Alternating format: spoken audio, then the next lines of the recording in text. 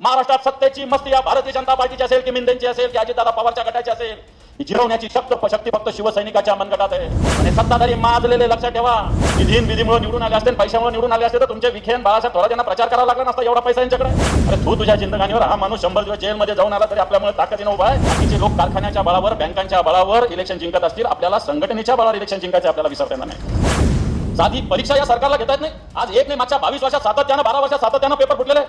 नीटचा थोडा सीबीएसईचा सुद्धा साधी शाळेची परीक्षा सुद्धा सरकार नीट घेऊ शकत नाही. आणि म्हणून हे सरकारला खऱ्या अर्थानं विरोध आपण करू शकतो, या सरकारला आपण धडा शिकू शकतो. आज अनेक प्रश्न कर्जमाफीविषयी सगळे रोज बोलतात, आज कर्जमाफी होणार, कर्जमाफीची वाट आपण बघतो असं म्हणतात. पण 30 सप्टेंबर याची तारीख आहे कर्जमाफीची. शिवसैनिकांनी याचा विचार केला का? 30 सप्टेंबर कर्जमाफीची शेवटची तारीख गणली गेलेली आहे. सरकार म्हणतं 30 जूनला मी कर्जमाफी देऊ. पण आता खरीपाचा हंगाम आहे, शेतकऱ्याला कर्ज लागतं. कधी लागतं? आताच लागतं ना. कर्ज कधी लागतं शेतीसाठी? खरीपासाठी कर्ज जून जुलैमध्येच लागतं. आणि मग हा प्रश्न बँकावाले देत नाही आणि सरकार देत नाही. मी सातत्याने आवाज उठवला. जर 30 सप्टेंबरची कर्जमाफी होत असेल आणि मला उद्या माझ्या खरीपासाठी पिकासाठी कर्ज घ्यायचं तर मी कर्जमाफीत बसतो का नाही बसतो? जर मी माझं नवं जुनं केलं तर मी कर्जमाफीत बसणार नाही. बँकेचे सोसायटीचे लोक असेल तर हा प्रश्न महत्वाचा आहे. जर मी कर्ज उचललं तर मी कर्जमाफीत बसणार नाही. आणि मी कर्ज नाही उचललं तर यावर्षी तर खरीच घेऊ शकत नाही. हे सत्य का असत्य आहे? खरं का खोटं आहे? मला असं वाटतं हा प्रश्न आताच्या घडीला शेतकऱ्याचा महत्वाचा प्रश्न आहे. आणि म्हणून हा शेतकऱ्याच्या कर्जाचा महत्वाचा प्रश्न आहे, कांद्याचा प्रश्न आहे. आज कांदा 50 पैसे, 12 आणे, 8 आणे, 4 आणे रुपये किलो गेला. मुंबईला विचारलं तर मुंबईला 30 रुपये किलो कांदा आहे. आपल्या इथल्या बाजारात गेलं तर ₹1.5 रुपयाला कांदा आहे. मुंबईच्या बाजारात 30 रुपये किलो कांदा आहे. मधले 29 रुपये जातात कुठं? नाफेड सारख्या संस्था या कर्ज, या कांदा खरेदीसाठी सरकार नेमू इच्छितात. या महाराष्ट्रात 130 लाख क्विंटल कांद्याचं उत्पादन, 130 लाख टन. 130 लाख टन असताना फक्त 2 लाख टन खरेदी करायला नाफेडला सांगतात. अजूनही नाफेड कुठं खरेदी करतं शेतकऱ्याला माहिती नाही. पण शेतकऱ्याचे प्रश्न सुद्धा शिवसैनिकांनी गावोगाव, तालुका न्याय हाती घेण्याची आवश्यकता आहे. आज पिकाला हमी भाव नाहीये. कोणतं पीक काय भावाने विकलं जाईल? मी कांदा घेईल, मी कापूस घेईल, मी ऊस घेईल, पण याला भाव काय मिळेल याची चिंता आहे मला. असं वाटतं बाजारात आज या शेतमालाला भाव नाही. हे सरकार, मोदीचं सरकार म्हटलं होतं की आम्ही शेतकऱ्याला हमी भाव देऊ, परंतु सरकार हमी भाव देऊ शकत नाही. आणि आत्ताच्या घडीला महाराष्ट्रात अशा पद्धतीनं बऱ्याच वेळेस आपल्या शिवसेनेला वेगवेगळ्या पद्धतीनं काही लोक टोचून बोलत असतात.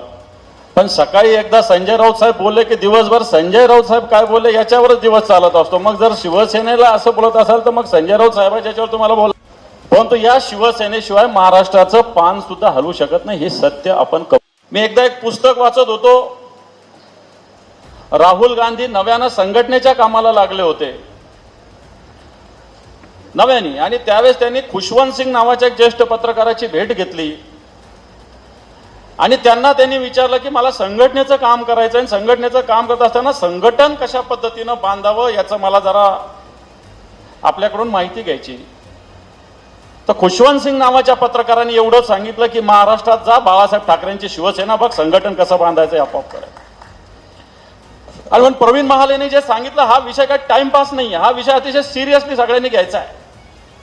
जर तुम्हाला तालुक्याचं नेतृत्व करायचं, तुम्हाला सर्कलचं नेतृत्व करायचं, तुम्हाला नगरपालिकेच्या एखाद्या वॉर्डाचं नगर करायचं, तर मला असं वाटतं की आपल्याला आधी संघटना या विषयात लक्ष दिलं पाहिजे, बूथ या विषयात लक्ष दिलं पाहिजे, बीएलओ या विषयात लक्ष दिलं पाहिजे, गटप्रमुख या विषयात लक्ष दिलं पाहिजे. आणि म्हणून जे प्रवीण महाले साहेब सांगत होते ते हे सांगत होते. आणि म्हणून अशा मोहिमा नेहमी होत नसतात. 22 वर्षानंतर SIR मोहीम होते. आपल्याला बरेच प्रश्न मतदार यादीत भेडसावत असतात. याचं नाव टाकून गाळलं का नाही, हे नाव 4-4 ठिकाणी का, 2-2 ठिकाणी का, याचं नाव गाळलं का? याला उत्तर SIR आहे असं मला वाटतं. म्हणून गव्हर्नमेंटचा जो BLO असतो त्याच्या बरोबरीने आपला BLA असला पाहिजे. बाकीचे लोक कारखान्याच्या बळावर, बँकांच्या बळावर इलेक्शन जिंकत असतील, आपल्याला संघटनेच्या बळावर इलेक्शन जिंकायचं आपल्याला विसरता येणार नाही. निश्चित आपल्या विरोधात अनेक यंत्रणा आहे, सत्तेचा दबाव आहे. परंतु शिवसेना हा काही बाकीच्या पक्षासारखा पक्ष नाही. शिवसेना एक विचार आहे, शिवसेना एक स्वाभिमान आहे, शिवसेना एक अंगार आहे. अनेक फोडाफोडीचे प्रश्न या शिवसेनेत होत आहेत, परंतु शिवसेना एक निष्ठावंतांची फळी. लक्षात ठेवा, आपल्या समोर संजय राऊत साहेब आहे. बरेच जण सांगतात मला फार त्रास झाला, माझ्या सोसायटीला त्रास झाला, माझ्या ग्रामपंचायतीला निधी मिळाला नाही. अरे तू तुझ्या जिंदगानीवर हा माणूस 100 दिवस जेलमध्ये जाऊन आला तरी आपल्यामुळे ताकदीनं उभा आहे, हे आपण सगळ्यांनी बघितलं पाहिजे. बाकी सोडा, विधीमुळे निवडून आले असते, पैशामुळे निवडून आले असते तर तुमचे विखेन बाळासाहेब थोरात यांना प्रचार करावा लागला नसता. एवढा पैसा यांच्याकडे आहे. मग का भागरतात या शिवसेनेला? का या शिवसेनेच्या साध्या नगरपालिकेमध्ये, नगरपंचायतीमध्ये शिवसेनेच्या मागे का लागतात? आणि मला वाटतं याचं उत्तर आपल्याला याच्यातच मिळेल की शिवसेना एक संघटनात्मक ताकद आहे, या महाराष्ट्राचा स्वाभिमान आहे. आणि म्हणून मला असं वाटतं आपण सुद्धा सगळे निष्ठावंत शिवसैनिक आहात. आपलं मी खऱ्या अर्थानं मनापासून अभिनंदन करतो. ठीक म्हणून बांधून या सगळ्या विषयावर शिवसैनिक म्हणून आपल्याला आवाहन करतो की येणाऱ्या काळामध्ये आपल्याला मोठं आव्हान आहे, मोठे आंदोलन उभा करावं लागतं. या सत्ताधाऱ्याला दे माय धरणी करा, दे माय धरणी. कारण हे सत्ताधारी माजलेले लक्षात ठेवा.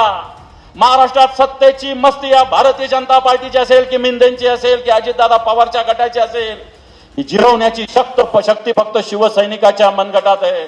आणि म्हणून शिवसैनिकाचं मनगटात मजबूत. साईबाबाच्या भूमीत साईबाबांना सांगितलेले श्रद्धा आणि सबुरी, या शिवसेनेवर श्रद्धा ठेवा आणि सबुरी ठेवा. येणारा काळ हा शिवसेनेचाच आहे, भगव्याचाच आहे, लक्षात ठेवा. आणि त्या हेतूने आपण येणाऱ्या काळात काम करण्याचा संकल्प या मेळाव्याच्या निमित्तानं करा. अशा प्रकारचं आवाहन करतो आणि थांबतो. धन्यवाद. जय हिंद, जय महाराष्ट्र.